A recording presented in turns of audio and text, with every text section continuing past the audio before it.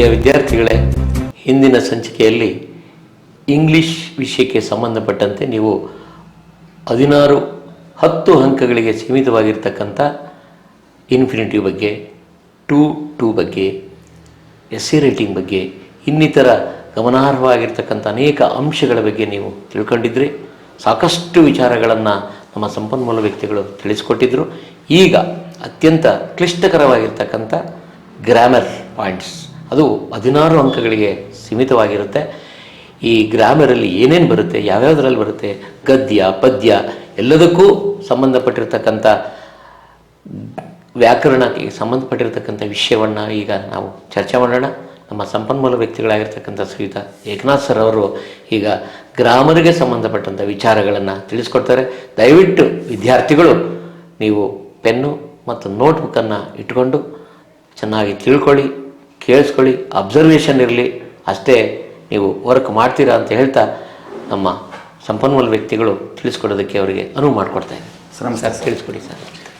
Sir, ಈಗಾಗಲೇ ನಾವು ಕಳೆದ ಸಂಚಿಕೆಯಲ್ಲಿ ಗ್ರಾಮರ್ ಆ್ಯಂಡ್ ವಿಕ್ಯಾಬ್ಲರಿಗೆ 16 ಅಂಕಗಳು ಇರುತ್ತೆ ಅಂತ ಹೇಳ್ಬಿಟ್ಟು ನಾನು ಡಿಸ್ಕಸ್ ಮಾಡಿದ್ದೆ ಸರ್. ಅದರಲ್ಲಿ ಟು ಅಂತಕ್ಕಂಥ ವಿಚಾರಗಳು ಈಗಾಗಲೇ ಹೇಳಿದ್ರಿ. ಅದಕ್ಕೆ ಕಂಬೈನ್ ಮಾಡೋದು ಹೇಗೆ ಅಂತಕ್ಕಂಥದ್ದು, ಇನ್ಫಿನಿಟಿವ್ಸ್ ಬಗ್ಗೆ ನಾವು ಮಾತಾಡಿದ್ವಿ. ಹಾಗೆ ಲ್ಯಾಂಗ್ವೇಜ್ ಫಂಕ್ಷನ್ಸ್ ಬಗ್ಗೆ ನಾವು ಡಿಸ್ಕಸ್ ಮಾಡಿದ್ವಿ. ಪ್ರಿಫಿಕ್ಸ್ ಆ್ಯಂಡ್ ಸಫಿಕ್ಸ್ ಬಗ್ಗೆ ಡಿಸ್ಕಸ್ ಮಾಡ್ತಾ ಇದ್ವಿ ಸರ್.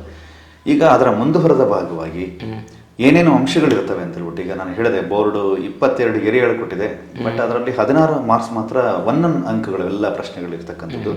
ಅದರಲ್ಲಿ ತರವಾಗಬೇಕು ಸರ್. ಏಕೆಂತೇಳಿದ್ರೆ ಮೊದಲನೇ ಕ್ವಶನ್ ಪೇಪರ್ ನೋಡಿದ ತಕ್ಷಣ 1ರಿಂದ 16 ಪ್ರಶ್ನೆಗಳು ಯಾವ್ದಿರುತ್ತೆ ಅಂತ ಹೇಳಿದ್ರೆ ಅದು ಗ್ರಾಮರ್ ಮತ್ತೆ ವೆಕ್ಯಾಬ್ಲರಿಗೆ ಸಂಬಂಧಪಟ್ಟದ್ದಾಗಿರುತ್ತೆ ಸರ್. ಈ ಪರೀಕ್ಷೆನಲ್ಲಿ ನಾವು ನೋಡಿರೋ ಹಾಗೆ ವಿದ್ಯಾರ್ಥಿಗಳು ಸರ್ ಪ್ರಶ್ನೆ ಮತ್ತು ಅವುಗಳಿಗೆ ಉತ್ತರಿಸೋದಕ್ಕಿಂತ ಈ ಗ್ರಾಮರ್ ಅಂಶಗಳನ್ನೇ ಮೊದಲು ಬರೆಯತಕ್ಕಂಥ. ಹೌದು ಸರ್, ಅದಕ್ಕೆ ಅವರಿಗೆ ಕೊಟ್ಬಿಡಿದೆ ಸರ್, ಅದಕ್ಕೆ ಒಂದೊಂದು ಕೊಟ್ಬಿಡಿದೆ ಸರ್. ಈಗ ನಾನು ಅದಕ್ಕೆ ಒಂದು ಲಾಸ್ಟ್ ನಾನು 2 ಮಾರ್ಕ್ಸಿಂದ ಕವರ್ ಮಾಡಬೇಕಾಯಿತು. ಅದೆಲ್ಲ ಎಡಿಟಿಂಗ್ ಇಂದಾನೆ ಆರಂಭ ಮಾಡಿ ಈಗ ಮಾಡಿ ಸರ್. ಈ ಒಂದು ಎಡಿಟಿಂಗ್ ಅನ್ನೋದು 17ನೇ ಪ್ರಶ್ನೆ ಇರುತ್ತೆ ಸರ್. ಏನು ಎಡಿಟಿಂಗ್ ಅನ್ನ ಎಲ್ಲ ಕೇಳ್ತಾರೆ ಅಂತ ಹೇಳಿದ್ರೆ, ಒಂದು ಕ್ವಶನ್ ಕೇಳಿರ್ತಾರೆ sir, read the following paragraph and edit and rewrite in your answer booklet ಅಂತ ಕೇಳ್ತಾರೆ ಸರ್.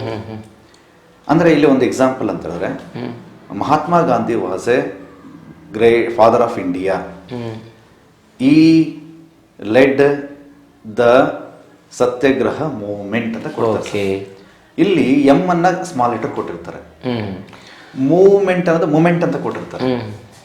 ಅಲ್ಲಿ 2 ಆಪ್ಷನ್ ಕೊಡ್ತಾರೆ ಸರ್, ಎ ಮತ್ತೆ ಬಿ ಅಂತೇಳಿ. ಕ್ಯಾಪಿಟಲ್ ಟು ಬಿ ಕರೆಕ್ಟೆಡ್ ಮತ್ತೆ ಸ್ಪೆಲ್ಲಿಂಗ್ ಟು ಬಿ ಕರೆಕ್ಟೆಡ್ ಅಂತ ಕೊಡ್ತಾರೆ. ಆಗ ಮಗು ಏನ್ ಮಾಡ್ಬೇಕಂದ್ರೆ, ಮಹಾತ್ಮ ಗಾಂಧಿ ಎಂ ಕ್ಯಾಪಿಟಲ್ ಬರೋದು, Mahatma Gandhi was a Mahatma Gandhi father of India, he led the movement, ahimsa movement, non violence movement, MOVEME ಬರೀಬೇಕು ಸರ್. ಸೆಂಟೆನ್ಸ್ ಅಲ್ಲಿ ಬರೀಬೇಕು.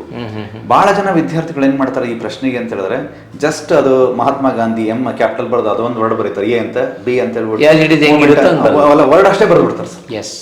ಅಷ್ಟೇ ಬರೆಯಂಗಿಲ್ಲ. ಅಲ್ಲಿ ಕ್ವಶನ್ ಅರ್ಥ ಮಾಡ್ಕೋಬೇಕು ಸರ್. ರೀರೈಟ್ ಅಂತ ಕೊಟ್ಟಿರ್ತಾರೆ, ರೀರೈಟ್.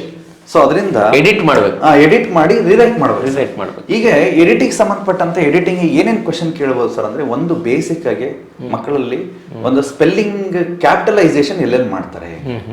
ಯೂಶುವಲಿ ಎಲ್ಲಾ ಪ್ರಾಪರ್ ನೌನ್ಸ್ ಏನಿದೆಯೋ, ವ್ಯಕ್ತಿಯ ಒಂದು ಹೆಸರಾಗಿರ್ಬೋದು, capital letter, first letter, beginning letter capital ಇರಬೇಕು.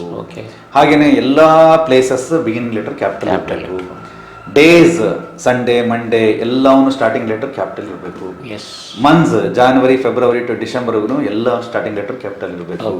ದ ಗ್ರೇಟ್ ಬುಕ್ಸ್ ಇದಾವೆ ಸರ್, ಎಲ್ಲ ಅದರ ಬಿಗಿನಿಂಗ್ ಕ್ಯಾಪಿಟಲ್ ಇರಬೇಕು. All the names of rivers, mountains, nations, countries names ಎಲ್ಲವನ್ನೂ ಸಹ ಬಿಗಿನಿಂಗ್ ಕ್ಯಾಪಿಟಲ್ ಇರಬೇಕು ಅಂತ. ನೌನ್ ಫಾರ್ಮ್ಸ್ ಬಿಗಿನಿಂಗ್ ಗೊತ್ತಿರ್ಬೇಕು ಸರ್. ಎಲ್ಲ ಆ ನಾಲೆಜ್ ಇತ್ತು ಅಂತ ಹೇಳಿದ್ರೆ ಆಟೋಮೆಟಿಕ್ ಆಗಿ ಎಲ್ಲಿ ಸ್ಪೆಲ್ಲಿಂಗ್ ಅಂದ್ರೆ ದಟ್ ಈಸ್ ಕ್ಯಾಪ್ಚರೈಸೇಷನ್ ಎಲ್ಲಿ ಮಾಡಬೇಕು ಅಂತ ಗೊತ್ತಾಗುತ್ತೆ. ಹಾಗೆ 2ನೇ ಅಂಶ ಅವ್ರು ತಿಳ್ಕೊಳ್ಬೇಕಾಗಿರೋದು ಅಂತ ಹೇಳಿದ್ರೆ, ಸ್ಪೆಲ್ಲಿಂಗ್ ಬಗ್ಗೆ ಕಾನ್ಸಂಟ್ರೇಟ್ ಮಾಡಿರ್ಬೇಕು sir. English is very peculiar, unphonetic language sir. ಅದು ನಾವು ಬರ್ದಂಗೆ ಓದೋದಿಲ್ಲ, ಓದಂಗೆ ಬರೆಯೋದಿಲ್ಲ. ಕ್ವಶನ್ ಪೇಪರ್ ಅಲ್ಲಿ ಅವರು ಬೇಕಂತಾನೆ ಸ್ಪೆಲ್ಲಿಂಗ್ ಎರರ್ ಆಗಿರುತ್ತೆ. ಆ ಎರರ್ ನೋಡ್ರಿ, ಎಕ್ಸಾಂಪಲ್ ಅಂದ್ರೆ ಕಮ್ಯುನಿಟಿ ಅಂತಿದೆ ಅಥವಾ ಕಮಿಟಿ ಅಂತ ಇದೆ. ಇನ್ನು ಸಿಂಪಲ್ ಹೇಳಿದ್ರೆ COMMITTEE ಸ್ಪೆಲ್ಲಿಂಗ್ ಕರೆಕ್ಟ್ ಬರೀಬೇಕು ಸರ್. ಬಹಳ ಕೆಲವರು ಅಲ್ಲಿ ಟಿ ಅಷ್ಟೇ ಕೊಟ್ಟಿರ್ತಾರೆ, ಈ ಅಂತ ಸ್ಪೆಲ್ಲಿಂಗ್ ಬಿಟ್ಟು ಒಂದು ಸಿಂಗಲ್ ಎಂ ಬರೀತಾರೆ, ಅದನ್ನ ಕರೆಕ್ಟ್ ಮಾಡ್ಬೇಕು ಸರ್. ಸ್ಪೆಲ್ಲಿಂಗ್ ನಾಲೆಜ್ ಇದ್ರೆ TEE ಇರೋದನ್ನ TI ಅಂತ ಬರೀತಾರೆ, ಹಂಗಿರುತ್ತೆ ಸರ್. ಹಾಗೇನೆ ಕಾಂಪಿಟೇಷನ್ COMPETITION ಸ್ಪೆಲ್ಲಿಂಗ್ ಹೀಗೆ ಇರ್ಬೇಕು ಸರ್. ಅದರಿಂದ ಸ್ಪೆಲ್ಲಿಂಗ್ ನ ಬರೀಬೇಕಾದ್ರೆ ಯಾವ ಸ್ಪೆಲ್ಲಿಂಗ್ ನಲ್ಲಿ ಎಲ್ಲಿ ಏನೇನು ಹೀರಿದೆ ಅಂತ ನೋಡ್ಕೊಂಡು ಹೋಗ್ಬೇಕು ಸರ್. ಹಾಗೆ ನೋಡ್ರಿ, ಇಂಗ್ಲಿಷಲ್ಲಿ SEE ಅಲ್ಲಿ ING ಸೇರಿದ್ರೆ SEING ಅಂತ ಸೇರಿಸ್ತೀವಿ. ಸಿಟ್ಟಿಂಗ್ ಅಂತ ING ಸೇರಿಸ್ಬೇಕಾದ್ರೆ SITTING ಇದೆ. ಗೀವ್ ಅಂತ ಇಟ್ಬಿಟ್ಟು ಅಲ್ಲಿ ING ಸೇರಿಸ್ಬೇಕಾದ್ರೆ GIVI ಅಂತ ಬಿಟ್ಬಿಡ್ತೀವಿ. ಹಾಗೆ ಹ್ಯಾಪಿನೆಸ್ ಅಂದ್ರೆ HAPPINESS ಆಗಬೇಕು. ಕೆಲವು ವೈ ಅಂತ ಬರೆದಿರುತ್ತೆ, ತಪ್ಪಾಗ್ಬಿಡುತ್ತೆ. ಈ ತರ ಸ್ಪೆಲ್ಲಿಂಗ್ ಬಗ್ಗೆ ನಾಲೆಜ್ ಇತ್ತು ಅಂತ ಅದನ್ನ ಅಪ್ಲಿಕೇಶನ್ ಮಾಡ್ತಾನೆ. ಹಾಗೆ ವರ್ಬಲ್ ಇದು 1 ಮಾರ್ಕ್, ಅದು ಅಂದ್ರೆ 2 ಮಾರ್ಕ್ಸ್ ಇರುತ್ತೆ ಸರ್. 2 ಮಾರ್ಕ್ಸ್ ಅಂದ್ರೆ ಎರಡು ಎಲ್ಲೆಲ್ಲಿ ಮಿಸ್ಟೇಕ್ಸ್ ಕೊಡಿ, 2 ಮಿಸ್ಟೇಕ್ಸ್ ಐಡೆಂಟಿಫೈ ಮಾಡಿ ಬರೀಬೇಕು ಸರ್. ಆ ಒಂದು ನಾಲೆಜ್ ಬೇಕು ಸರ್. ಅಂದ್ರೆ ನಾನು ಈಗ ಒಂದು ಹೇಳಿದೆ, ಕ್ಯಾಪಿಟಲೈಸೇಷನ್ ಬಗ್ಗೆ ನಾಲೆಜ್ ಇರಬೇಕು, ಸ್ಪೆಲ್ಲಿಂಗ್ ಬಗ್ಗೆ ನಾಲೆಜ್ ಇರಬೇಕು, ಹಾಗೆ ಪಂಕ್ಚುಯೇಷನ್ಸ್ ಬಗ್ಗೆ ಇರಬೇಕು ಸರ್. ಈಗ ಫುಲ್ ಸ್ಟಾಪ್ ಇದೆ, ಕಾಮಾ ಇದೆ, ಇನ್ವರ್ಟೆಡ್ ಕಾಮಾ ಇದೆ, ಸೆಮಿಕೋಲನ್ ಇದೆ, ನೆಕ್ಸ್ಟ್ ಕ್ವಶನ್ ಮಾರ್ಕ್ ಇದೆ, ಎಕ್ಸ್ಕ್ಲೇಮೇಟರಿ ಮಾರ್ಕ್ ಇದೆ. ಈ ತರ ಅಪಾಸ್ಟ್ರಫಿ ಇದೆ. ಇವೆಲ್ಲವನ್ನು ಬಳಸ್ತಕ್ಕಂಥ ನಾಲೆಜ್ ಎಲ್ಲಿ ಬಳಸಬೇಕು, ಎಲ್ಲಿ ಅದಕ್ಕೆ ಬರವಣಿಗೆನಲ್ಲಿ ಡೈಲಿ ಒಂದು ಪೇಜ್ ಬರೆಯೋದಕ್ಕೆ ಯಾಕೆ ಲ್ಯಾಂಗ್ವೇಜ್ ಅಲ್ಲಿ ಹೇಳ್ತಾರೆ ಅಂದ್ರೆ ಬರೆದು ಅಭ್ಯಾಸ ಆಗಬೇಕು ಅಂತ ಹೇಳ್ಬಿಟ್ಟು. ಈಗ ಫುಲ್ ಸ್ಟಾಪ್ ಇದ್ದ ತಕ್ಷಣ ಇಮಿಡಿಯೇಟ್ ಲೆಟರ್ ಕ್ಯಾಪಿಟಲ್ ಹಾಕಬೇಕು ಅಂತಕ್ಕಂಥ ನಿಯಮ. ಹಾಗೆ ನೌನ್ಸ್ ಇಲ್ಲೇ ಬರೆದ್ರು ಸ್ಟಾರ್ಟಿಂಗ್ ಕ್ಯಾಪಿಟಲ್ ಇರುತ್ತೆ. ಐ ಅಂತ ನಾನು ಯಾವಲೇ ಬರೆದ್ರು ಆಮ್ ಅಂತ ಹೇಳಿದ್ರೆ ಐ ಕ್ಯಾಪಿಟಲ್ ಅಂತಕ್ಕಂಥ ನಾಲೆಜ್ ಇರಬೇಕು. ಹಾಗೆ ಪಂಕ್ಚುಯೇಷನ್ ನೋಡ್ರಿ, ಒಂದು ಎಕ್ಸಾಂಪಲ್ ಹೇಳೋದಂದ್ರೆ kill me not leave me, kill me comma not leave him, kill him not leave him. ಇನ್ನು ಎಕ್ಸಾಂಪಲ್ ಸ್ಪೆಸಿಫೈ ಮಾಡ್ತೀನಿ sir. Kill him comma not leave him. ನೋಡ್ರಿ, ಕೊಲ್ಲು ಬಿಡು ಅಂತ ಕಾಮಾ ಎಲ್ಲ ಹಾಕ್ಬಿಟ್ರೆ kill him not leave him, ಮೀನಿಂಗೇ change ಆಗುತ್ತೆ. ಅದಕ್ಕೆ ಪಂಕ್ಚುಯೇಷನ್ ಮಾಡ್ಬೇಕಾದ್ರೆ ನೋಡಬೇಕು, ಗಮನಿಸ್ಬೇಕು ಸರ್. ಹಾಗೇನೆ ರಾಜೂಸ್ ಬುಕ್ ಅಂತ ಬೇಕಾದ್ರೆ ರಾಜು ಆದ್ಮೇಲೆ ಅಪಾಸ್ಟ್ರಫಿ ಎಸ್ ಬರಲೇಬೇಕು, ಇಲ್ಲದ್ರೆ ಮೀನಿಂಗ್ ಹೋಗ್ಬಿಡುತ್ತೆ. ಅದರಿಂದ ಈ ನಾಲೆಜ್ ಇರಬೇಕು ಸರ್ ಮಕ್ಕಳಲ್ಲಿ. ಹಾಗೆ ಈ ಪ್ಲೂರಲ್ಸ್ ಬಗ್ಗೆ ಇಂಗ್ಲಿಷಲ್ಲಿ ಈ ಚೈಲ್ಡ್ ಪ್ಲೂರಲ್ ಫಾರಮ್ ಚಿಲ್ಡ್ರನ್.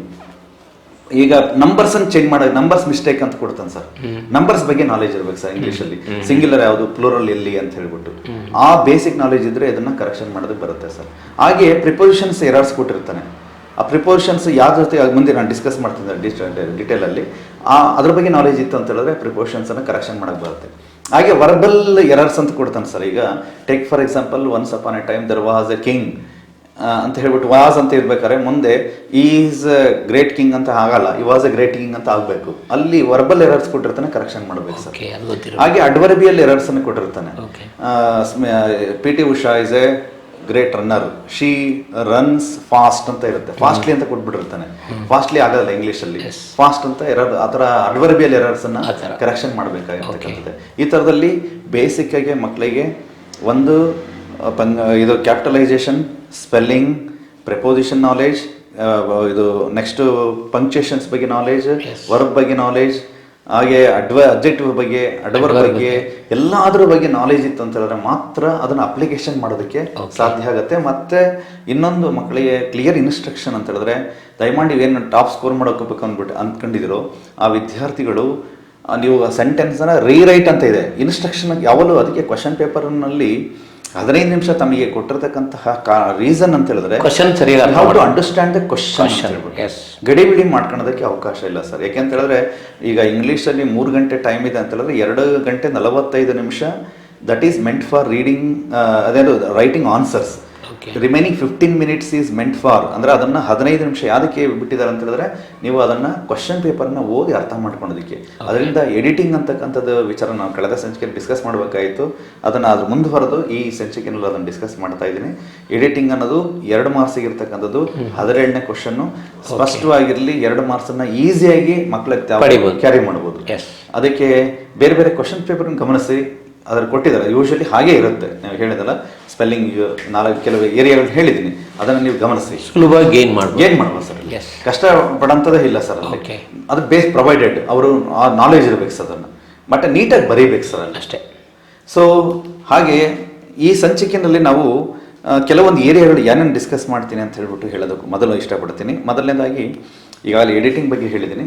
ಇನ್ನೊಂದು ಅಂಶ ನಾನು ಡಿಸ್ಕಸ್ ಮಾಡೋದು ಸಿಲಬಲ್ಸ್ ಅಂತ ಹೇಳ್ಬಿಟ್ಟು. ಅದೊಂದು ಫಸ್ಟ್ ಹೇಳ್ತೀನಿ, ಏನೇನು ಡಿಸ್ಕಸ್ ಮಾಡ್ತೀನಿ ಅಂತ ಹೇಳ್ಬಿಟ್ಟು. ಹಾಗೆ ಕೊಲೊಕೇಶನ್ಸ್ ಅಂತ ಒಂದು ಏರಿಯಾ ಇದೆ ಸರ್, ಅದಕ್ಕೂ ಒಂದು ಮಾರ್ಕ್ ಇದೆ.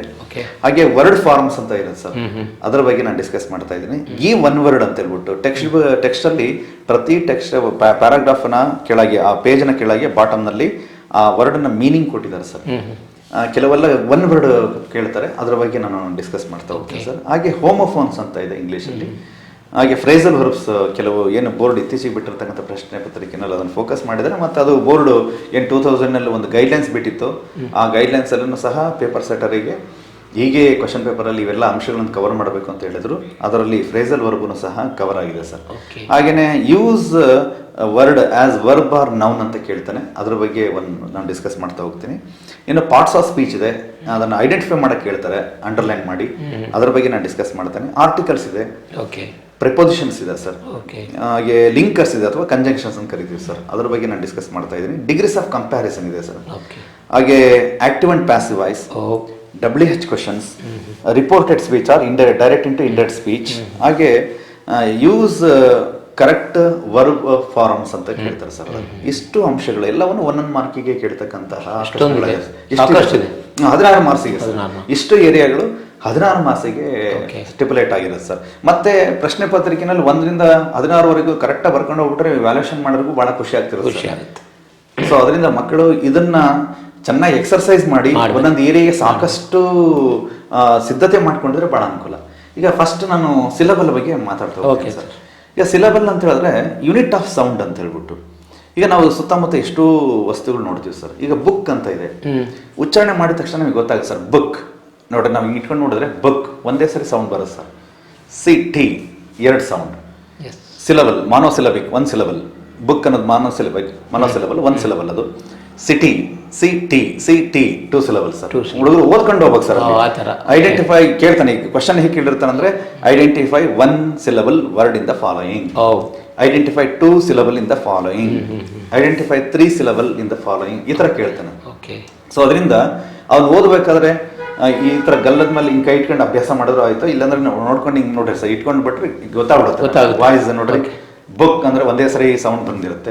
CT ನೋಡ್ರಿ, ಬ್ಯೂಟಿಫುಲ್ ಸೌಂಡ್ 3 ಸೌಂಡ್ ಬರುತ್ತೆ. ಬ್ಯೂಟಿಫುಲ್ 3 ಸಿಲಬಲ್, ಟ್ರೈಸಿಲಬಿಕ್ ಅಂತಾರೆ ಸರ್ ಇಂಗ್ಲಿಷ್ ಅಲ್ಲಿ. ಹಾಗೆ capacity 4 syllable. Examination 5 syllable. Municipality 6 syllable. Administration ಹಾಗೆ ಅಡ್ಮಿನಿಸ್ಟ್ರೇಷನ್ ಸಿಲಬಲ್ಸ್ ಸರ್. ಒಂದು ಅಂದ್ರೆ ಯೂಶಲಿ ಅಲ್ಲಿ ವೊವೆಲ್ ಸೌಂಡ್ ಇರುತ್ತೆ ಸರ್, ವೊವೆಲ್ ಲೆಟರ್ ಇರ್ಬೇಕಂತ ಇಲ್ಲ. ಒಂದು ನೋಡ್ರಿ, ಒಂದು ವೊವೆಲ್ ಲೆಟರ್ನೇ ತಾವು ಹೇಳಿದ್ರೆ ಸರ್, ಅನ್ನೋದು ಒಂದು ಲೆಟರ್ ಸಿಲಬಲ್ ಸರ್. ಹಾಗೆ ಲೆಟರ್ ವೊವೆಲ್ ಸೌಂಡ್ನೇ ಒಂದು ಲೆಟರ್ನೇ ವೊವೆಲ್ ಸೌಂಡ್ ಆಗಿರುತ್ತೆ ಸರ್. ಸೊ ಕೆಲವು ಟೈಮ್ ಎಷ್ಟೋ ಅಕ್ಷರಗಳು ಇರ್ತವೆ ನೋಡ್ರಿ. ಬ್ಯೂಟಿಫುಲ್ ನಲ್ಲಿ BEAU EAU ಅನ್ನೋದು ಒಂದೇ ಸಿಲಬಲ್, ಅಷ್ಟು ಅಕ್ಷರಗಳಿದ್ರು ಸಹ ಉಚ್ಚಾರಣೆ ಒಂದೇನಾ ಸರ್, ನಮಗೆ ಕೌಂಟ್ ಆಗುತ್ತೆ. ಸೊ ಅದರಿಂದ ಮಕ್ಕಳು ಈಸಿಯಾಗಿ ಸಿಲಬಲ್ ಚೆನ್ನಾಗಿ ಐಡೆಂಟಿಫೈ ಮಾಡ್ತಾರೆ ಸರ್. ಆಲ್ಮೋಸ್ಟ್ ಎಲ್ಲ ಮ್ಯಾಕ್ಸಿಮಮ್ ಹುಡುಗರು ಅಟೆಂಡ್ ಮಾಡ್ತಾರೆ ಸರ್. ಏನಂದ್ರೆ ನಾನು ಯಾವುದೇ ಒಂದು ವರ್ಡ್ ನೋಡ್ರಿ, ಒಂದು ಅಭ್ಯಾಸ ಆಗ್ಬಿಡ್ಬೇಕು. ಏನೇನು ನೋಡ್ತಾರೆ ಅಂದ್ರೆ ಅದನ್ನ ಓದ್ಬೇಕಾದ್ರೆ ಅಭ್ಯಾಸ ಮಾಡ್ಕೊಂಡ್ಬಿಟ್ರೆ, ಈಗ ಎಷ್ಟೋ ಥಿಂಗ್ಸ್ ನೋಡ್ತಾರೆ ಅಲ್ಲ sir. News paper 3. Tooth paste ಹಾಗೆ ಅಲ್ಲ ಸರ್. ಗಮನಿಸೋ ಸೋಪ್ ಉಚ್ಚಾರಣೆ ಮಾಡಿದ್ರೆ ಗೊತ್ತಾಗ್ಬಿಡುತ್ತೆ. ಅದನ್ನ ಅಭ್ಯಾಸ ಮಾಡ್ಕೊಂಡ್ರೆ easily they can get 1 mark sir. ಇನ್ನೊಂದು ಅದು ಎಲ್ಲ ಅರ್ಥ ಆಗುತ್ತೆ, ಮತ್ತೆಲ್ಲರೂ ಪಟ್ಟಿ ಮಾಡ್ಕೊಂಡ್ರೆ sir. 1 word word 2 syllable 2 3 syllable 2 4 syllable 2 ಅಂತ ಹೇಳ್ಬಿಟ್ಟು. ಹಾಗೆ ಇನ್ನೊಂದು ಏರಿಯಾ, 2ನೇ ಏರಿಯಾ ನಾನು ಇವತ್ತು ಮತ್ತೆ ಅಂದರೆ ಈಗ 3ನೇ ಏರಿಯಾ ಅದ ಅನ್ಸುತ್ತೆ ಇವತ್ತು. ಎಡಿಟಿಂಗ್ ಆಯಿತು, ಸಿಲಬಲ್ ಆಯಿತು. ನೆಕ್ಸ್ಟ್ ಕೊಲೊಕೇಶನ್ಸ್ ಅಂತ ಇದೆ ಸರ್. ನಾವು ಯೂಶಲಿ ಹೇಳ್ಬೇಕಾದ್ರೆ ಎ ಗ್ಲಾಸ್ ಆಫ್ ವಾಟರ್ ಅಂತೀವಿ, ಎ ಕಪ್ ಆಫ್ ಕಾಫಿ ಅಂತೀವಿ, ಹಾಗೆ ಪೋಸ್ಟ್ ಬಾಕ್ಸ್ ಅಂತೀವಿ, ಬ್ಲಡ್ ಬ್ಯಾಂಕ್ ಅಂತೀವಿ, ಸ್ಟ್ರೀಟ್ ಲೈಟ್ ಅಂತೀವಿ, ಮೂನ್ ಲೈಟ್ ಅಂತೀವಿ. ಅಗ್ರಿಮೆಂಟ್ ಇದೆ ಸರ್ ವರ್ಡಿಗೆ, ಆ ವರ್ಡ್ ಜೊತೆಗೆ ಆ ವರ್ಡೇ ಹೋಗ್ಬೇಕು ಅಂತ ಹೇಳ್ಬಿಟ್ಟು ಬಿಟ್ಟು ಹೋಗೋದಕ್ಕಾಗಲ್ಲ sir. Agreement between words is called collocation. ಆ ವರ್ಡ್ ಜೊತೆಗೆ ಆ ವರ್ಡ್ ಗ್ಲಾಸ್ ಆಫ್ ಕಾಫಿ ಅನ್ನಲ್ಲ ನಾವು ಸರ್, ಕಪ್ ಆಫ್ ಕಾಫಿ ಅಂತೀವಿ. ಸೊ ಯಾಕೆ ಹಾಕಾಗಿ ಬರಲ್ಲ ಅಂದ್ರೆ ಹಾಗಾಗಿ ಬರಲ್ಲ ಸರ್, ಅಷ್ಟೇ. ಈಗ ನಾನು ಅದಕ್ಕೆ ಭಾಳ ತಮಾಷೆಗೆ ಅಂತಿದ್ದೆ ಹುಡುಗರಿಗೆ, ನಾನು ಮೊನ್ನೆ ಕೇಳ್ತಿದ್ದೆ, ನೋಡಪ್ಪ ನಮಗೆ ಒಂದು ಯಾವುದೇ ಒಂದು ಇಮೇಜ್ ಬರೋದಂದ್ರೆ, ನಾನು ದೈವದ ಬಗ್ಗೆ ನಾನು ಯೋಚನೆ ಮಾಡ್ಕೊಂಡು ಹೋದ್ರೆ ಶಿವ ಅಂದ ತಕ್ಷಣ ಪಾರ್ವತಿ ಬಿಡ್ತೀವಿ ನಾವು, ಬೇರೆ ಏನಕ್ಕೆ ಯೋಚನೆ ಮಾಡಕ್ ಬರಲ್ಲ ನನಗೆ ಇಮೇಜ್. ಹಂಗೆ ವರ್ಡಲ್ಲೂ ಸಹ ಅಗ್ರಿಮೆಂಟ್ ಆಗೇ ಇರುತ್ತೆ ಸರ್. ಹಾಗೆ ಅಗ್ರಿಮೆಂಟ್ಗಳು ನೋಡಿಕೊಂಡು ಅವರಿಗೆ 4 ಆಪ್ಷನ್ ಕೊಟ್ಟಿರ್ತಾರೆ. Identify collocative word given in B column. Okay. A word is given in column A and words are given in column B. Identify the word which collocates with word in column ಯಾವ್ದ್ರ ಜೊತೆ ಸೇರುತ್ತೆ ಆಗುತ್ತೆ. ಅದನ್ನ identify ಮಾಡಿ ಕೂಡ 1 mark. 1 mark sir. ನನಗೆ ಒಂದು ಮಕ್ಕಳಿಗೆ ಅಡ್ವೈಸ್ ಮಾಡಕ್ಕೆ ಏನಂತ ಹೇಳಿದ್ರೆ, ಹುಡುಗರು ಏನ್ ಮಾಡ್ತಾರೆ ಅಂದ್ರೆ, ಈಗ ಬ್ಲಡ್ ಅಂತ ಕೊಡ್ತಾರೆ ಸರ್, ಅವರು ಬ್ಲಡ್ ಮತ್ತೆ ಬ್ಲಡ್ ಬ್ಯಾಂಕ್ ಅಂತ ಬರೀಬೇಕು. ಆಪ್ಷನಲ್ ಇರುತ್ತೆ, ಬ್ಯಾಂಕ್ ಅಷ್ಟೇ ಬರೆದ್ಬಿಡ್ತಾರೆ. ಯಾಕೆಂದ್ರೆ ವರ್ಡ್ ಬಿಟ್ಟರೆ ಸೇರಿಸಿ ಬರೀಬೇಕು ಸರ್, ಅದು ಒಳ್ಳೇದು ಸರ್. ಯಾಕೆಂದ್ರೆ ಮಕ್ಕಳು ಬರೀ ಸುಮ್ಮನೆ ತಿಳ್ಕೊಂಡಿರ್ತಾರೆ, ಬರೆಯೋದ್ರಲ್ಲಿ ಅವಸರ ಮಾಡ್ಕೊಂಡಿರ್ತಾರೆ. ಅದಕ್ಕೇನೆ ದಯಮಾಡಿ ಒಂದು ಕ್ವಶನ್ ಪೇಪರ್ ಆನ್ಸರ್ ಮಾಡಕ್ ಹೋದಂತ ಸಂದರ್ಭದಲ್ಲಿ ತಾವು ಇದನ್ನ ಗಮನಿಸಿರಿ, ಅವಸರ ಮಾಡ್ಕೋಬೇಡಿ. ಹೇಗಿದ್ರು ಬ್ಲಡ್ ಅಂತಿದೆ, ಬ್ಯಾಂಕ್ ಅಂತ ಸೆಲೆಕ್ಟ್ ಮಾಡ್ಕೊಂಡು ಅಲ್ಲ, ಪೋಸ್ಟ್ ಅಂತ ಹೇಳಿದ್ರೆ ಆಫೀಸ್ ಅಂತ ಸೇರಿಸಿ ಸ್ಟ್ರೀಟ್ ಲೈಟ್ ಎರಡು ಸೇರಿ ಬರೆದ್ರೆ ಅವಾಗ ಅರ್ಥಗರ್ಭಿತವಾಗಿರುತ್ತೆ. ವ್ಯಾಲ್ಯೂಯೇಷನ್ ಮಾಡೋಕ್ಕೂ ಖುಷಿ ಆಗುತ್ತೆ ಸರ್. ಸುಮ್ಮನೆ ಇಲ್ಲದ್ರೆ ಕ್ಯಾಶುವಲ್ ಆಗಿ ಏನೋ ವರ್ಡ್ ಬರೆದ್ಬಿಟ್ರೆ ಅದಕ್ಕೆ ಅರ್ಥ ಇರೋದಿಲ್ಲ ಅಂತ ಹೇಳ್ಬಿಟ್ಟು.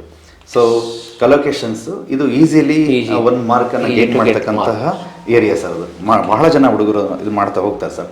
ಹಾಗೆ ಇಂಗ್ಲಿಷಲ್ಲಿ 1 ವರ್ಡ್ ಫಾರ್ಮ್ಸ್ ಇದಾವೆ ಸರ್. ಒಂದು ಎಕ್ಸಾಂಪಲ್ ಹೇಳೋದಾದ್ರೆ, ನಾನು ಒಂದು ಎಜುಕೇಟ್ ಅಂತ ಪದ ಇದೆ ಸರ್. ಆ ಎಜುಕೇಟ್ ಅನ್ನೋ ಪದಕ್ಕೆ ನೋಡ್ರಿ ಎಷ್ಟೊಂದು ಪದಗಳಾಗ್ತಾ ಹೋಗ್ತವೆ. Educate, education, educated, educational, educator, uneducated, educational, educationally. ಒಂದು ವರ್ಡ್ಗೆ ಬೇರೆ ಬೇರೆ ಡಿರೈವೇಟಿವ್ಸ್ ಇದೆ ಸರ್, ಫಾರ್ಮ್ಸ್ ಇದೆ. ಇದನ್ನ ಬರಿಬೇಕು ಮಗು. ಅಂದ್ರೆ ಎಕ್ಸಾಮ್ ಅಲ್ಲಿ ಏನ್ ಮಾಡ್ತಾರೆ ಅಂತ ಹೇಳಿದ್ರೆ, educating the good education is educating the heart ಅಂತ ಇದೆ ಸರ್. ಒಂದ್ ಕಡೆ ಏನ್ ಮಾಡ್ತಾರೆ, ಎಜುಕೇಟ್ ಅಂತ ಕೊಟ್ಬಿಟ್ಟಿರ್ತಾರೆ ಅಷ್ಟೇ. ಅದನ್ನ ಕಾಂಟೆಕ್ಸ್ಟ್ ಅಲ್ಲಿ ಗ್ರಹಿಸ್ಬೇಕು ಸರ್ ಮಗು.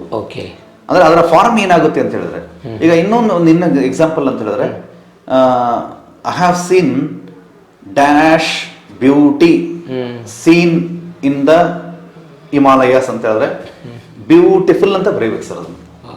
ಯಾಕೆಂದ್ರೆ ಕಾಂಟೆಕ್ಸ್ಟ್ ಅಲ್ಲಿ ಅದು ಎಕ್ಸ್ಪೆಕ್ಟ್ ಮಾಡುತ್ತೆ. ಈಗ ವರ್ಡ್ ಹೇಳಿದೆ ಸರ್, ಈಗ ಬ್ಯೂಟಿ ಅಗೈನ್ ಬ್ಯೂಟಿ ಅನ್ನೋದಾದ್ರೆ beauty, beautiful, beautify, beautification, beautified, ಹೀಗೆ ಬೇರೆ ಬೇರೆ ವರ್ಡ್ ಫಾರ್ಮ್ಸ್ ಇದೆ ಸರ್. ಸೊ ಅದರಿಂದ ಕಾಂಟೆಕ್ಸ್ಟ್ ಅಲ್ಲಿ ಏನ್ ಅದನ್ನ ಗಮನಿಸುತ್ತೆ ಅಂತ. ಇನ್ನೂ ಸಿಂಪಲ್ ಇನ್ನೊಂದು ಎಕ್ಸಾಂಪಲ್ ಕೊಡೋದಾದ್ರೆ, milk gives dash to our body ಅಂತ ಕೊಟ್ಬಿಟ್ಟು ಬ್ರಾಕೆಟ್ ಅಲ್ಲಿ ಸ್ಟ್ರಾಂಗ್ ಅಂತ ಇರುತ್ತೆ. ಸ್ಟ್ರಾಂಗ್ ಗೆ ನೌನ್ ಫಾರ್ಮ್ ಏನಾದ್ರೂ strength, milk gives strength to our body. Strong ಅಂತ ಕೊಟ್ಟಿರ್ತಾನೆ, ಸ್ಟ್ರೆಂತ್ ಅಂತ ಬರೀಬೇಕು ಸರ್. ಅಂದ್ರೆ ಅದಕ್ಕೆ ನಮ್ಮ ಮಕ್ಕಳಿಗೆ ಏನ್ ಮಾಡ್ಬೇಕು ಅಂತ ಹೇಳಿದ್ರೆ, ಈಗ ಒಂದು ಕಾಲಮ್ ಹಾಕೊಂಡು ಒಂದು ವರ್ಡ್ ಇದೆ ಅಂದ್ರೆ ಒಂದು ವರ್ಡ್ ತಗೊಂಡ್ಬಿಟ್ಟು, ಈಗ ವರ್ಬ್ ನಾವು ಅದರ ಅಬ್ಜೆಕ್ಟಿವ್ ಬರ್ಕೊಂಡು ಹೋಗ್ಬೇಕು ಸರ್. ಅಭ್ಯಾಸ ಮಾಡ್ಕೊಂಡು ಹೋಗ್ಬಿಟ್ರೆ ಈಸಿಲಿ ಕಾಂಟೆಕ್ಸ್ಟ್ ಅಲ್ಲಿ ಏನ್ ಬರುತ್ತೆ ಅಂತ ಹೇಳ್ಬಿಟ್ಟು ಯೋಚನೆ ಮಾಡಿ ಆನ್ಸರ್ ಮಾಡಬೇಕಾಗುತ್ತೆ. ನಾನು ಮೊನ್ನೆ ಯಾವ್ದೋ ನೋಡ್ತಾ ಇದೆ ಕ್ವಶನ್ ಪೇಪರ್, ರಿಕ್ವೈರ್ ಅಂತ ಕೊಟ್ಟಿದ್ರು. ಬಹಳ ಜನ ಆನ್ಸರ್ ಮಾಡಕ್ಕೆ ಯಾಕೆ ಫೇಲ್ಯೂರ್ ಆಗಿದ್ರು ಅಂದ್ರೆ ರಿಕ್ವೈರ್ಮೆಂಟ್ ಅಂತ ತಲೆಗೆ ಹೋಗಿಲ್ಲ ಅವರಿಗೆ. ಬೇಕು ಸರ್, ರಿಕ್ವೈರ್ಡ್, ರಿಕ್ವೈರ್ಮೆಂಟ್, ರಿಕ್ವೈರಿಂಗ್ ಈ ತರ ಇರುತ್ತೆ ಸರ್. ಹಾಗೆ ನಾನು ಸ್ಟ್ರಾಂಗ್ ಅನ್ನೋ ಪದ ಹೇಳುತ್ತಿದ್ದೆ.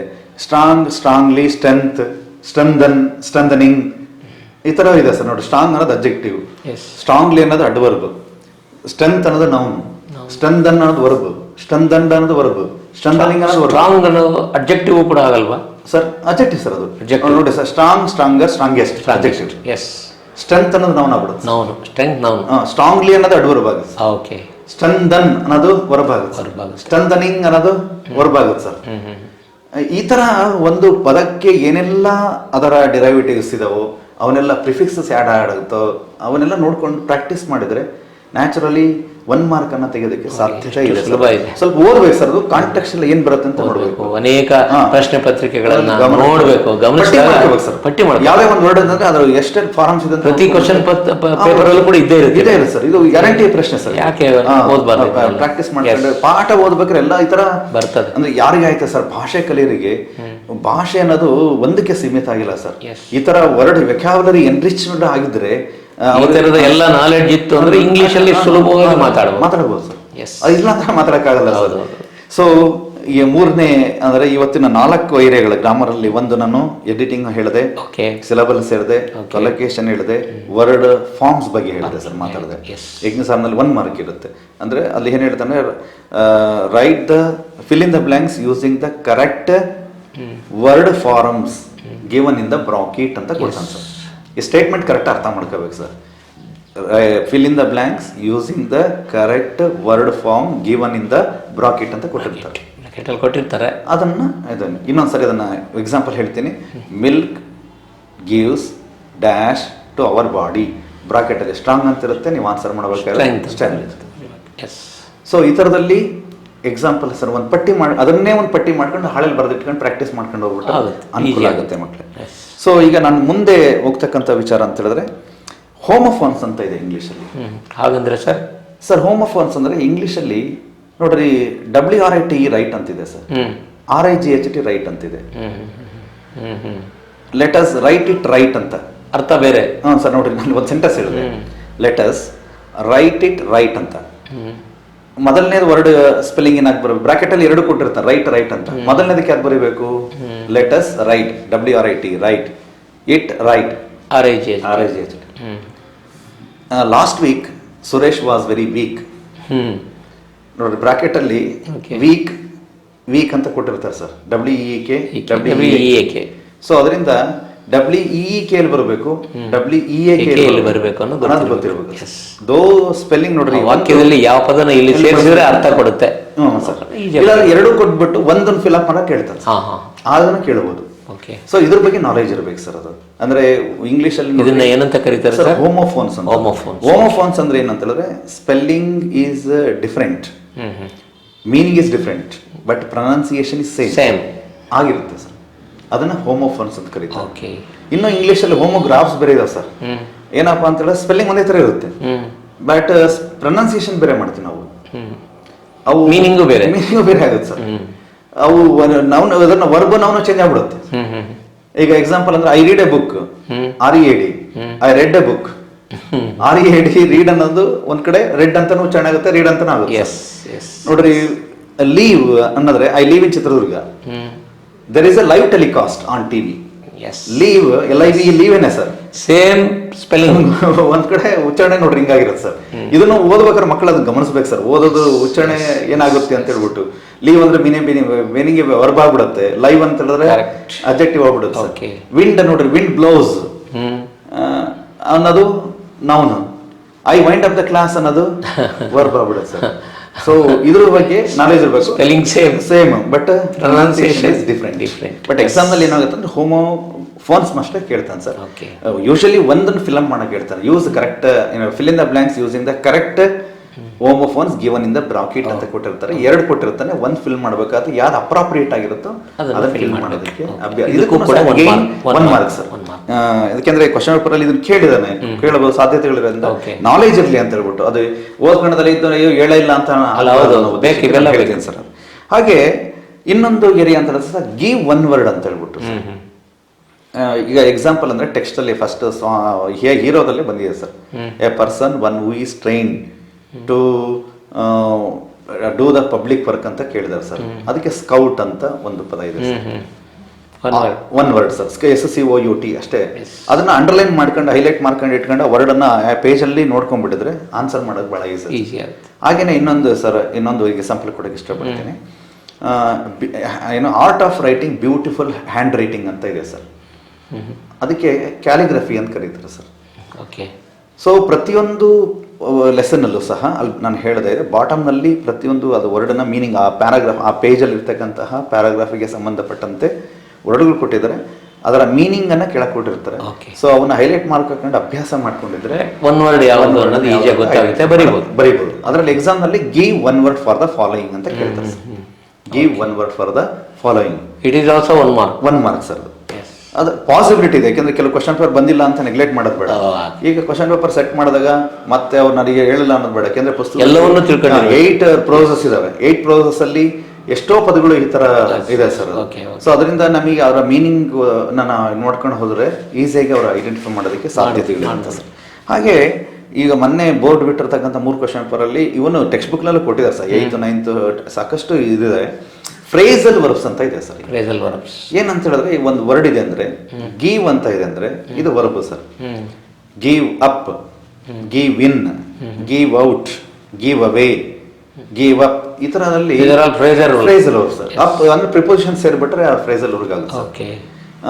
ಒಂದು ಎಕ್ಸಾಂಪಲ್ ಅಂತ ಹೇಳಿದ್ರೆ it is very difficult to dash doctor's handwriting ಅಂತ ಕೊಟ್ಟಿರ್ತಾರೆ ಸರ್.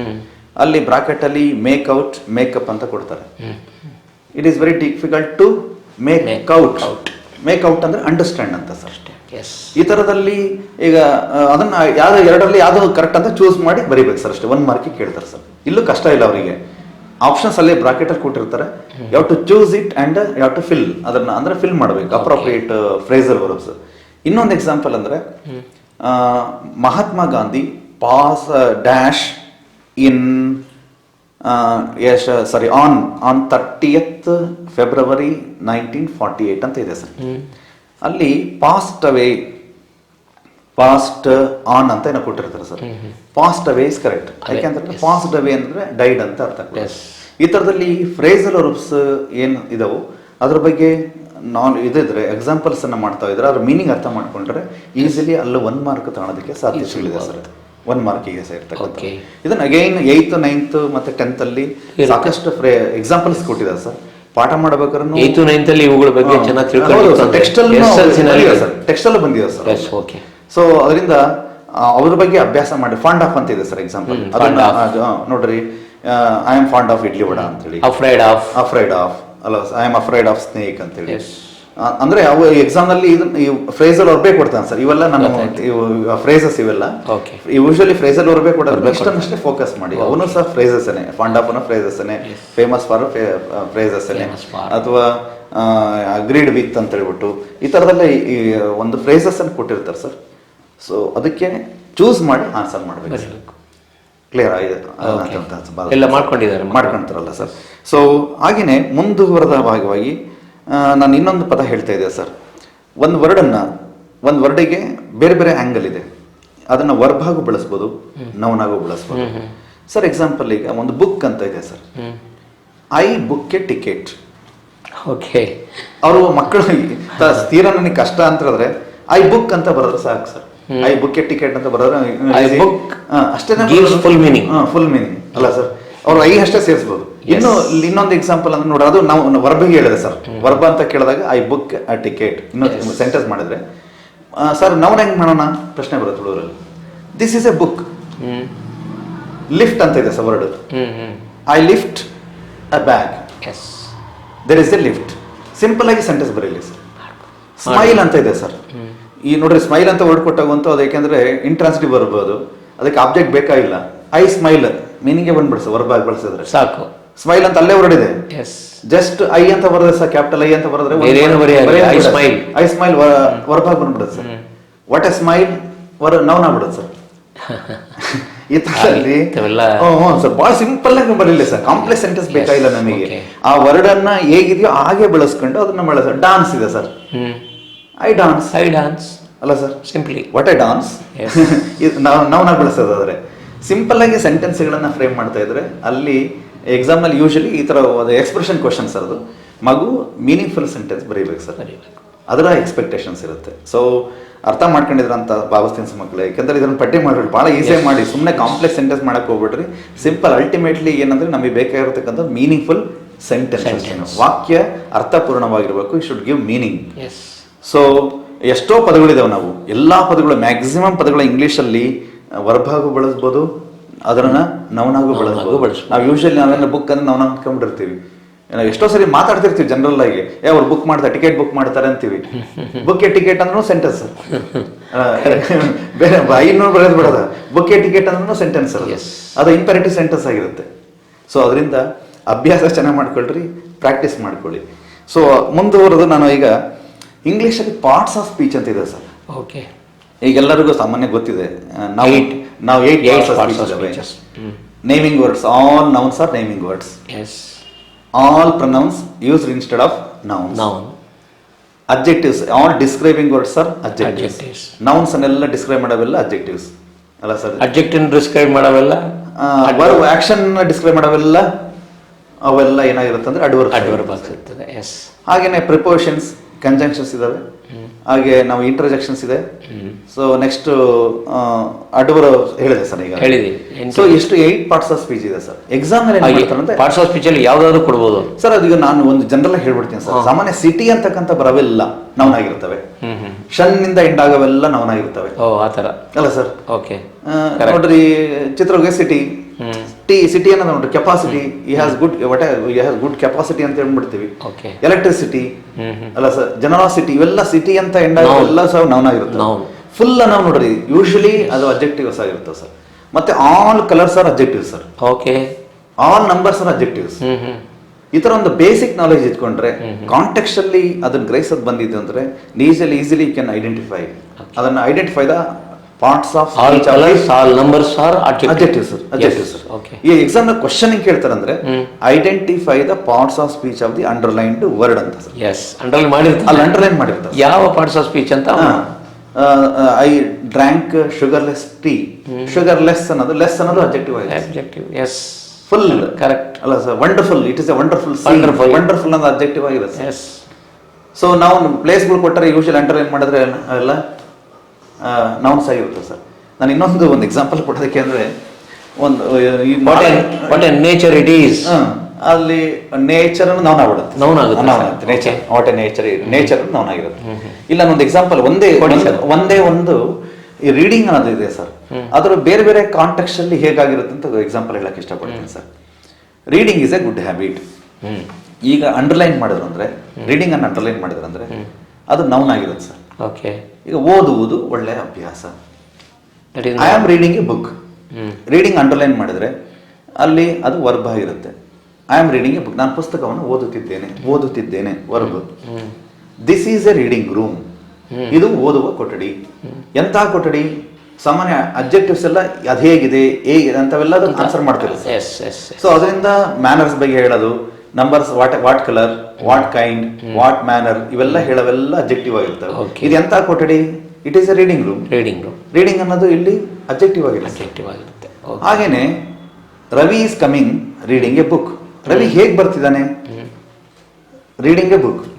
ಓದ್ಕೊಂತ ಬರ್ತಿದ್ದಾನೆ, ಓದುತ್ತಾ ಬರುತ್ತಿದ್ದಾನೆ. ನೋಡ್ರಿ, ಅದನ್ನ ಆಕ್ಷನ್ ಕ್ವಾಲಿಫೈ ಮಾಡ್ತಾ ಇದೆ. Objective, adverb sir. Adverb. Reading a book action qualify ಮಾಡ್ತಾ ಇದೆ ಸರ್. ಮತ್ತೆ ಇನ್ನೊಂದು ವಿದ್ಯಾರ್ಥಿಗಳಿಗೆ ಒಂದು ಹೇಳೋದಂದ್ರೆ, ನೀವು ಜಸ್ಟ್ ಎಲ್ವೈ ಆದ ತಕ್ಷಣ ಎಲ್ಲ ಅಡ್ವರ್ಬ್ ಆಗ್ಬೇಕು ಅಂತ ಏನಿಲ್ಲ. ಅದರಿಂದ ನಾವು ಏನಾಗುತ್ತೆ ನೋಡ್ರಿ, we should use eco friendly materials ಅಂತ ಹೇಳ್ತೀವಿ. ಮತ್ತೆ ಇಲ್ಲಿ ಎಲ್ವೈ ಇದೆ, ಇಲ್ಲ ಅಬ್ಜೆಕ್ಟಿವ್ ಹೊರತು ಅಡ್ವರ್ಬ್ ಅಲ್ಲ. ಓಕೆ. ಅಂದ್ರೆ ಈ ಇಂಗ್ಲಿಷ್ ಅಲ್ಲಿ ಎಲ್ಲವನ್ನೂ ಮಕ್ಕಿ ಅಂತ ಇಲ್ಲ ಸರ್. ಕಾಂಟೆಕ್ಸ್ಟ್ ನ ಬೇಸ್ ಮಾಡಬೇಕು. ಕಾಂಟೆಕ್ಚುಯಲ್ ಆಗಿ ಅದು ಗ್ರಹಿಸ್ತಕ್ಕಂತಹ ಒಂದು ನಾಲೆಜ್ ಇತ್ತು ಅಂತ ಹೇಳಿದ್ರೆ, ಅವಾಗ ಏನಾಗುತ್ತೆ, easily you can recognise whether it is noun, verb, adverb, objective ಅಂತ ಹೇಳ್ಬಿಟ್ಟು ಐಡೆಂಟಿಫೈ ಮಾಡೋದಕ್ಕೆ ಸಾಧ್ಯ ಆಗುತ್ತೆ. ನೋಡ್ರಿ, ನಾನು ಅವಲೇ ಒಂದು ಎಕ್ಸಾಂಪಲ್ ಹೇಳ್ತಾ ಇದ್ದೆ ಹಿಂದಿನ ಸಂಚಿಕೆನಲ್ಲಿ. ಈ ರನ್ಸ್ ಫಾಸ್ಟ್ ಅಂತ ಹೇಳೋದಾದ್ರೆ, ಅಲ್ಲಿ ಫಾಸ್ಟ್ ಅನ್ನೋದು ಫಾಸ್ಟ್ಲಿ ಅಂತ ಇಲ್ಲ, ಇಂಗ್ಲಿಷ್ ಅಲ್ಲಿ ಇಲ್ಲ ಸರ್. ಈ ರನ್ಸ್ ಫಾಸ್ಟ್ ಕ್ವಾಲಿಫೈ, ಹೇಗೆ ಓಡ್ತಾ ಇದ್ದಾನೆ ಕ್ವಾಲಿಫೈ ಮಾಡುತ್ತೆ. ಅದಕ್ಕೆ ಸೆಂಟೆನ್ಸ್ ಅನ್ನು ಓದ್ಕೊಳ್ಳಿ, ಅದನ್ನ ಮೈಂಡ್ ತಗೊಳ್ಳಿ, ಇಂಟರ್ನಲೈಸ್ ಮಾಡ್ಕೊಂಡು ದೆನ್ ಯು ಶುಡ್ ಆನ್ಸರ್. ಅವಸರ ಮಾಡ್ಕೊಳಕ್ ಹೋಗ್ಬಾರ್ದು ಸರ್. ಫಸ್ಟ್ ಯಾವುದೇ ಕೆಲವೊಂದು ಏನಾಗುತ್ತೆ ಅಂದ್ರೆ, ಲ್ಯಾಂಗ್ವೇಜ್ ಅಲ್ಲಿ ಪ್ರಶ್ನೆಗೆ ಉತ್ತರ ಕೊಡಬೇಕಾದ್ರೆ ಕಾಂಟೆಕ್ಸ್ಟ್ ಅಲ್ಲಿ ಏನಿದೆ ಅಂತ ನೋಡ್ಕೋಬೇಕು ಸರ್.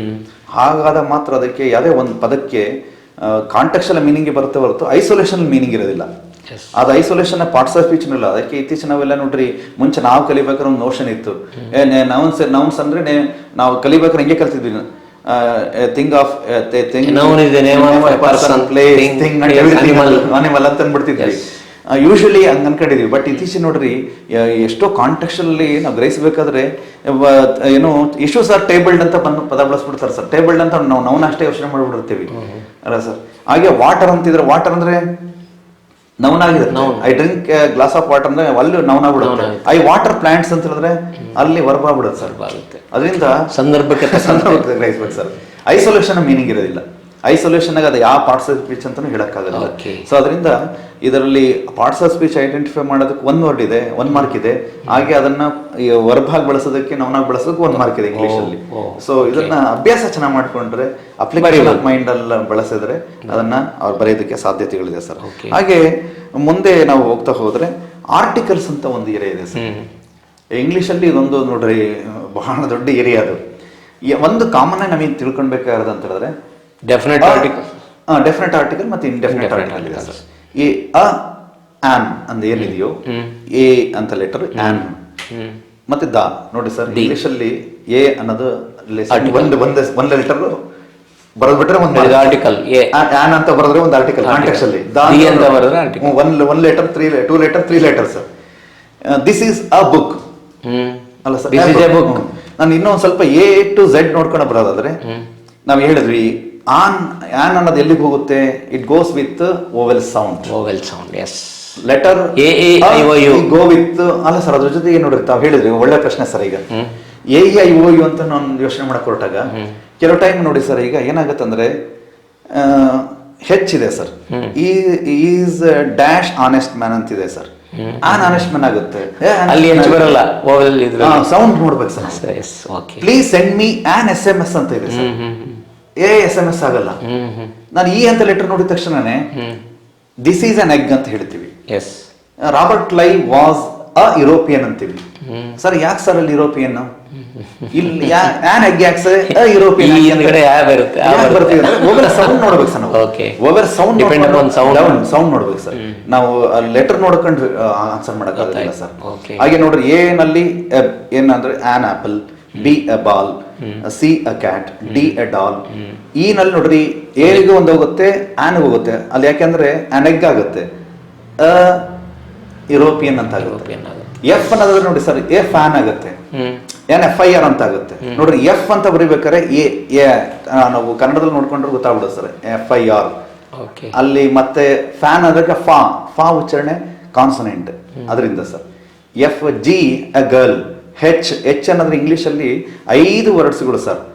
ಅವು ಆನ್ ಹೋಗೋದು ಯಾವ್ಯಾವ ವರ್ಡ್ ಅಂದ್ರೆ an hour, an heir, an honourable, an honest, an hour. ಈ 5 ಪದಗಳಲ್ಲಿ ಆನ್ ಹೋಗುತ್ತೆ ಸರ್. ಉಳಿದಂತ ಹೌಸ್, ಎ ಹಾರ್ಸ್ ಆಗೋಗುತ್ತೆ, ಯಾಕಂದ್ರೆ ಅದನ್ನ ಉಚ್ಚಾರಣೆ ನೋಡ್ಬೇಕು ಸರ್. ಐ ನಲ್ಲಿ ಮತ್ತೆ ಗೈನ್ ಇಂಗ್ಲಿಷ್ ನೋಡ್ರಿ an ink bottle. Next J jug, K king, a king. ಎಲ್ಲಿಗೆ ನೋಡ್ರಿ ಸರ್, ಅದನ್ನ ಇಂಡಿವಿಜುವಲ್ ಆಗಿ ಅಬ್ರಿವೇಶನ್ ಬರೆದ್ರೆ ಆನ್ LLB. ಅ ಲ್ಯಾಂಪ್, ಎಮ್ಗೆ ಅಗೈನ್ ಸರ್ ಅಷ್ಟೇನೆ, ಎ ಮ್ಯಾನ್, ಎ ಮ್ಯಾಂಗೋ, ಮತ್ತೆ an MLA, on MP, an MSIL product, N ನೋಡ್ರಿ an NCP. Next an NSS, ಯಾಕೆಂದ್ರೆ an NSS cadet. Next NO, ನೋಡ್ರಿ sir English ಅಲ್ಲಿ O ಅನ್ಕೊಂಡು ಒಂದೇ ಯೋಚನೆ ಮಾಡ್ತಿರ್ತೀವಿ. An orange, okay. Drop $1. WON ಒಂದೇ ತರ ಉಚ್ಚಾರಣೆ ಆಯ್ತು, ವಾ ₹1 ಹಂಗಾಗುತ್ತೆ ಸರ್. OP ನೋಡ್ರಿ a pen, Q a queen, ಆರ್ಗೆ ಮತ್ತೆ 2 ಸೌಂಡ್ ಇದೆ sir. A rabbit, an RBI. An RBI ಅಂತ ಬರ್ಬೇಕಾದ್ರೆ ಕನ್ನಡದಲ್ಲಿ RBI ಅಂತ ಬರುತ್ತೆ, ಆನ್ RBI ಆಫೀಸರ್. ಎಸ್ ಅಷ್ಟೇ ಸರ್, ಎಸ್ ಅಂದ್ರೆ ಎ ಶಿಪ್ ಅಂತೀವಿ. ನೆಕ್ಸ್ಟ್ ಇನ್ನೊಂದು ಹೇಳ್ಬೇಕಾದ್ರೆ ಆನ್ SMS ಅಂತೀವಿ. ಟಿಗೆ ಟೆಂಪಲ್, ಯುಗೆ 2 ಉಚ್ಚಾರಣೆ ಇದೆ sir. University, an umbrella. V a van, W a watch. ಎಕ್ಸ್ಗೆ ಮತ್ತೆ 2 ಉಚ್ಚಾರಣೆ ಇದೆ ಸರ್. ಹೇಗಂದ್ರೆ ನೋಡ್ರಿ an X-ray report, please bring me an X-ray report. A Xerox copy. Get me a Xerox copy. XY act, Z a zoo. ಈ ತರದಲ್ಲಿ A ಬಳಸೋದು, on ಬಳಸೋದು ನಾಲೆಜ್ ಇದೆ ಸರ್. ಎ ಮತ್ತು ಆನ್ ಗಳನ್ನ ಎಲ್ಲಿ ಬಳಸಬೇಕು ಹೇಳಿದೆ ಸರ್ ಇವರಿಗೂ. ಮತ್ತೆ ಇನ್ನೊಂದು ಕ್ಲಿಯರ್ ಹೇಳ್ತೀನಿ ಸರ್, ಈ ಏನು ಇಂಡೆಫಿನೆಟ್ ಆರ್ಟಿಕಲ್ ಎ ಆನ್ ಇದಾವಲ್ಲ, ಇವು ಅನ್ಕೌಂಟಬಲ್ ಜೊತೆ ಮಾತ್ರ ಹೋಗ್ತಾವೆ ಸರ್. ಅನ್ಕೌಂಟಬಲ್ ಜೊತೆ ಹೋಗಲ್ಲ. Take for example, I drink A coffee ಅನ್ನೋದಿಲ್ಲ ಸರ್ ಇಂಗ್ಲಿಷ್ ಅಲ್ಲಿ. I drink A cup of coffee. ಮಕ್ಕಳ ಇದು ಕ್ಲಿಯರ್ ಮಾಡ್ಕೊಳ್ಳಿ. ಯಾಕೆ ಅಂತ ಹೇಳಿದ್ರೆ ಬಹಳ ಜನ ನಾವೇನ್ ಮಾಡ್ಬಿಡ್ತೀವಿ, ಡ್ರಿಂಕ್ ಕಾಫಿ, ಎ ಕಾಫಿ ಅಂತ ಎಲ್ಲಾ ಕಡೆ ಬಳಸಲ್ಲ, ಫಸ್ಟ್ ಸತಿ ನಾವು ಎ ಬಳಸಲ್ಲ. ಹಾಗೆ ದಾ ಎಲ್ಲೆಲ್ಲಿ ಬಳಸ್ತೀವಿ ಅನ್ನೋದಾದ್ರೆ ನೋಡ್ರಿ, ಎಲ್ಲಾ ರಿವರ್ಸ್ ಬಗ್ಗೆ ದಾ ಗಂಗಾ, ದಾ ಯಮುನಾ, ಎಲ್ಲರ ಮೌಂಟೇನ್ಸ್ ದಾ Himalayas, the great books the Quran, the Bible, the Bhagavad Gita. ಹಾಗೇನೆ ಗ್ರೇಟ್ ಬಿಲ್ಡಿಂಗ್ಸ್ ಎಲ್ಲ ದ ತಾಜ್ ಮಹಲ್. ಹಾಗೇನೆ ಸ್ಟಾರ್ಟಿಂಗ್ ಅಲ್ಲಿ ಡೆಸಿಗ್ನೇಷನ್ ಇರೋದಕ್ಕೆಲ್ಲ ದ ಮ್ಯಾನೇಜರ್, ಆ ಥರನೇ ದಾ ಬಳಸ್ತೀವಿ. ಆಲ್ ಇನ್ಸ್ಟ್ರೂಮೆಂಟ್ಸ್ ದಾ ಬಳಸ್ತೀವಿ ಸರ್. ದ ಮೃದಂಗಂ, ದ ಹಾಗೇನೆ the first, the second, the third. ಹಾಗೆ ದಿ ಅರ್ತ್, ದ ಮೂನ್, ಈ ತರದಲ್ಲಿ ಇಲ್ಲಿಗೆ ಹೋಗ್ಬೇಕು ಅಂತಕ್ಕಂಥ ಒಂದಿದೆ ಸರ್. Perfect definite article. ಹಾಗೆ ಇದೊಂದು ಎಕ್ಸಾಂಪಲ್ ಕೊಡೋದಕ್ಕೆ ಇಷ್ಟಪಡ್ತೀನಿ sir. Yesterday I went to a hospital, I met a doctor, the doctor was very kind. ಈಗ ಬೆಳಗ್ಗೆ ಗೊಂದಲ ಬರುತ್ತೆ, ಯಾಕೆ ಸರ್ ಏ ಡಾಕ್ಟರ್ ಅಂತ ಹೇಳಿದ್ರೆ ಇನ್ನೊಂದ್ಸರಿ ಅಲ್ಲಿ ಡಾಕ್ಟರ್ ಅಂತ ಹೇಳ್ತೀವಿ. ಯಾಕೆ ಅಂದ್ರೆ ಅಲ್ಲಿ ನಮಗೆ ಪರಿಚಯ ಆಗಿದೆ, ಡೆಫಿನೆಟ್ ಆರ್ಟಿಕಲ್ ಎರಡನೇ ಸರಿ ಬರ್ಬೇಕು ಅಂತ ಬಳಸಿದ್ವಿ. ಈ ಸ್ಟೋರಿನಲ್ಲಿ ಅಪ್ಲೈ ಆಗಿರುತ್ತೆ. ಅದಕ್ಕೆ ಆರ್ಟಿಕಲ್ಸ್ ಬಹಳ ಸೆನ್ಸಿಟಿವ್ ಆಗಿರ್ತಕ್ಕಂಥದ್ದು ಸರ್. ಎಲ್ಲಿ ಹೇಗೆ ಬಳಸಬೇಕು ಅನ್ನೋದೊಂದು ನಾಲೆಜ್ ಇದ್ರೆ ಈಸಿಲಿ ಒಂದೇ ನೀವು ನೋಡ್ರಿ, ಈಸಿಲಿ ಸಿಂಪಲ್ ಕೊಟ್ಟಿರ್ತಾರೆ, ಬಟ್ ನಿಮಗೆ ನಾಲೆಜ್ ಇರಲಿ ಅಷ್ಟೇ ಇರಬೇಕು ಅನ್ನೋದಕ್ಕೆ ಎಷ್ಟು ವಿಚಾರ ಹೇಳಿದೆ ವಿದ್ಯಾರ್ಥಿಗಳು. 1 ಮಾರ್ಕಿಗೆ ಇಲ್ಲಿ ಎಕ್ಸಾಮ್ ನಲ್ಲಿ ಏನ್ ಕೇಳ್ತಾನೆ ಅಂತ ಹೇಳಿದ್ರೆ ನಿಮಗೆ fill in the blanks using the correct article ಅಂತ ಕೇಳ್ತಾನೆ. ಆರ್ಟಿಕಲ್ ಅಂದ್ರೆ ಮೈಂಡ್ ಅಲ್ಲಿ ಇರಬೇಕಾರದು ಅಷ್ಟೇ ನಾಲೆಜ್ ಇದ್ರೆ easily you can get 1 mark. So next I move to preposition sir. Again preposition is ಒಂದು ಗ್ರೇಟ್ ಏರಿಯಾ, ಸಾಕಷ್ಟಿದೆ ಸರ್. ಬಹಳ ಕನ್ಫ್ಯೂಸಿಂಗ್ ಅಂದ್ರೆ ಈವನ್ ಲರ್ನ್ ಪರ್ಸನ್ಸ್ಗೂ ಸಹ ಯೂಶಲಿ ಬಹಳ ಹೆಡ್ ಆಕ್ ಅವರು ಸೆಂಟೆನ್ಸ್ ಮೇಲೆ ಗ್ರಹಿಸ್ಬೇಕು ಸರ್, ಅದರಿಂದ ನಿಂತ್ಕೊಂಡಿದೆ ಈಗ. ಬಟ್ ಬೇಸಿಕಲಿ ನಿಮಗೆ ಅಷ್ಟೊಂದು ಕಾಂಪ್ಲೆಕ್ಸ್ ಇರಲ್ಲ, ಬಟ್ ಹೈಯರ್ ಲೆವೆಲ್ ನಿಮ್ಗೆ ಬೇಕಾಗುತ್ತೆ ಮಕ್ಕಳು. ನೀವೇಗೇನು ಗಮನಿಸಬೇಕು ಅಂತ ಹೇಳಿದ್ರೆ ಈ ಪ್ರಿಪೋಸಿಷನ್ ಕೂಡ ಬ್ರಾಕೆಟ್ ಅಲ್ಲಿ ಕೊಟ್ಟಿರ್ತಾರೆ. ಇಲ್ಲ ಸರ್, ಇಲ್ಲೇನ್ ಕೊಟ್ಟಿರಲ್ಲ, ನಮಗೆ ನಾಲೆಜ್ ಇರ್ಬೇಕು ಸರ್. ಇಲ್ಲಿ ಏನ್ ಕ್ವಶನ್ ಏನ್ ಕೇಳ್ತಾರೆ ಅಂದ್ರೆ fill in the blanks using the suitable appropriate or suitable preposition. ಈಗ ಯೂಶಲಿ ಏನಾಗಿರುತ್ತೆ ಅಂತ ಹೇಳಿದ್ರೆ ಡೇಸ್ಗೆಲ್ಲ ಸರ್, ಒಂದು ಎಕ್ಸಾಂಪಲ್ ತಗೊಳೋದಾದ್ರೆ Lal Bahadur Shastri was born on second, ಡೇಟ್ಗಳೆಲ್ಲ ಆನ್ ಸೆಕೆಂಡ್, ಆನ್ ಥರ್ಡ್ ಅಂತಾನೆ ಬಳಸ್ತಾರೆ. ಆನ್ ಅನ್ನೋದ್ರಲ್ಲಿ ಡ್ಯಾಶ್ ಕೊಟ್ಟಿರ್ತಾರೆ. ಇಲ್ಲ ನಾನು ಸರ್, ನಾವು ಫಿಲ್ ಮಾಡಬೇಕು. ಡ್ಯಾಶ್ ಕೊಟ್ಟಿರ್ತಾನೆ, ಫಿಲ್ ಮಾಡಬೇಕು, ಫಿಲ್ ಮಾಡಬೇಕು ಸರ್. ಹಾಗೆ ಇನ್ನೆಲ್ಲಿ ಬಳಸಬೇಕು, in the morning, in the evening, in the night, ಈ ತರದಲ್ಲಿ ಸರ್. ಇನ್ ದ ನೈಟ್ ಅಲ್ಲ, ಅಟ್ ನೈಟ್ ಆಗುತ್ತೆ. In the east, in the north, ಈ ತರದಲ್ಲಿ ಇನ್ನೆಲ್ಲಿ ಬಳಸಬೇಕು. ಹಾಗೇನೆ ನೋಡಿ ಅಕ್ರಾಸ್ ಇದೆ sir, government of Karnataka of ಅಲ್ಲ sir. I go with my friend with. ಹಾಗೆ ನೀವು dam has been constructed across the Kaveri river, KRS has been constructed across the Kaveri, across Kaveri the river Kaveri. ಅಲ್ಲಿ ಅಕ್ರಾಸ್ ಎಲ್ಲಿ ಬಳಸಬೇಕು. Along the tourist are walking along the beach. ಹಾಗೇನೆ above, below, ಇವೆಲ್ಲವನ್ನು ಸಹ under preparation ಆಗಿದೆ sir ಅವೆಲ್ಲ. ಮತ್ತೆ ಓವರ್, ಅಪಾನ್, ಇವೆಲ್ಲ ಪ್ರಿಪರೇಷನ್ಸ್ ಆಗಿರುತ್ತೆ. ಟೆಕ್ಸ್ಟ್ ಅಲ್ಲೇ ಇದನ್ನ ಕೊಟ್ಟಿರ್ತಾರೆ ಯೂಶಲಿ. ಬಟ್ ಆ ಸೆಂಟೆನ್ಸ್ ಅನ್ನ ಅರ್ಥ ಮಾಡ್ಕೊಂಡ್ರೆ ಮಾಡಬಹುದು ಸರ್. ಅದೇ ನಾಲೆಜ್ ಇರಬೇಕು ಸರ್. ಪ್ರಿಪರೇಷನ್ಸ್ ಯಾವ ಅಂತ ನಾಲೆಜ್ ಅದು ಗೊತ್ತಿರಬೇಕು. ಇಲ್ಲ ತುಂಬ್ತಾರೆ. ಸೊ ನಾವು ನೆಕ್ಸ್ಟ್ ಪ್ರಿಪರೇಷನ್ ನಂತರದಲ್ಲಿ ಲಿಂಕರ್ಸ್ ಅಂತ ಇದೆ ಸರ್, ಕಂಜಂಕ್ಷನ್ಸ್ ಅಂತ ಇದೆ ಸರ್. ಕಂಜಂಕ್ಷನ್ ಈಗ Rama and Sita went to the forest and ಅಂತೇಳಿ sir. I drink coffee or tea or or. ಹಾಗೇನೆ winter is hot, sorry winter is cold but summer is hot. But contract ಮಾಡ್ತಾ ಇದ್ರೆ ಅದನ್ನ ನಾವೇನ್ ಮಾಡಿದ್ವಿ ಬಟ್ ಅಂತ ಬಳಸ್ತೀವಿ ಸರ್. ಹಾಗೆ ಇಂಗ್ಲಿಷ್ ಅಲ್ಲಿ ಇಫ್ ಅನ್ನೋದು ಸಹ ಒಂದು ಕಂಜಂಕ್ಷನ್ ಆಗಿರುತ್ತೆ. ದೋ, ಆಲ್ ದೋ, ಈವನ್ ದೋ, ಅವೆಲ್ಲ ಲಿಂಕರ್ಸ್ ಆಗಿದೆ ಸರ್. ಹಾಗೆ ಇಂಗ್ಲಿಷ್ ಅಲ್ಲಿ ಈವನ್ ನೋಡ್ರಿ ದೇರ್ ಫೋರ್, ಸೊ, ಮತ್ತೆ ಈವನ್ WH ಕ್ವಶನ್ಸ್ ಅಲ್ಲ, WH ವರ್ಡ್ಗಳೆಲ್ಲ ಸಹ ಏನಾಗಿರುತ್ತೆ ಅಂದ್ರೆ ಸರ್ ಕ್ವಶನ್ ಇದಾಗಿರುತ್ತೆ ಸರ್, ಲಿಂಕರ್ಸ್ ಆಗಿರ್ತವೆ. Take for example, Kuvempu was a great poet who wrote the Ramayana Darshanam. Who ಅನ್ನೋದು ಸಹ ಕಂಜಂಕ್ಷನ್ ಅಲ್ಲಿ ಸಂದರ್ಭಕ್ಕೆ. ವೈಲ್, ಇವೆಲ್ಲಾನು ಇದೆ ಸರ್, ಇವೆಲ್ಲ ಗೊತ್ತಿರಬೇಕು ಸರ್. ಬೇಸಿಕ್ ನಾಲೆಜ್ ಇದ್ರೆ ದೇ ಕ್ಯಾನ್ ಫಿಲ್. ಅಲ್ಲೂ ಸಹ ಎಕ್ಸಾಮ್ ಅಲ್ಲಿ ಏನ್ ಮಾಡ್ತಾರೆ ಅಂದ್ರೆ filling the blanks using the correct linkers ಅಂತ ಹೇಳ್ಬಿಟ್ಟು ಪ್ರಶ್ನೆ ಕೇಳಿರ್ತಾರೆ ಸರ್. ಸೊ ಇದಾದ್ಮೇಲೆ ಮತ್ತೆ ನಾವು ಬರ್ತಕ್ಕಂಥದ್ದು ಅಂತ ಹೇಳಿದ್ರೆ ಇಂಗ್ಲಿಷಲ್ಲಿ ಆಕ್ಟಿವ್ ಅಂಡ್ ಪ್ಯಾಸಿವ್ ವಾಯ್ಸ್ ಇದೆ ಸರ್. ಅದು ಒಂದು ದೊಡ್ಡ ಏರಿಯಾ ಸರ್ ಅದು. ಈಗ ಯೂಶಲಿ ಏನಾಗಿತ್ತು ಅಂದ್ರೆ ನಮಗೆ ಸೆಂಟೆನ್ಸ್ ಅನ್ನ ಐಡೆಂಟಿಫೈ ಮಾಡೋದು ಬರ್ಬೇಕಾಗಿದೆ ಸರ್ ಮಕ್ಕಳಿಗೆ. ಈಗ ನೋಡಿ ಒಂದು ಎಕ್ಸಾಂಪಲ್ ಅಂದ್ರೆ I write a poem. A poem is written by me.